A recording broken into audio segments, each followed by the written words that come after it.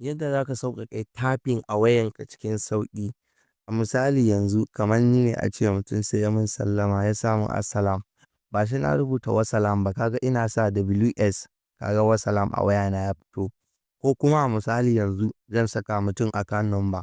Ina sa AC, ka gani ga account number na ya fito sai dai in tura mishi. To yanda kai ma za ka sauƙaƙa wannan abun a wayanka. Da farko yanda za ka yi, za ka je ka shiga setting ne. Bayan ka shiga setting sai ka gangara can ƙasa gun da aka saka system ɗin nan. Sai ka zo ka shiga wannan na uku, language and input. Bayan ka shiga sai ka zo ka shiga wannan kusa da na ƙarshe, personal dictionary. Kaga ga abubuwan da na seta, duk abun ko sallama ko account number ko email duk abun da ka sa zai yi. Yanzu a misali ba zan saita wani. Ina so in sa wani account number da nake so in amfani da shi akan in za a samun kuɗin printer a misali.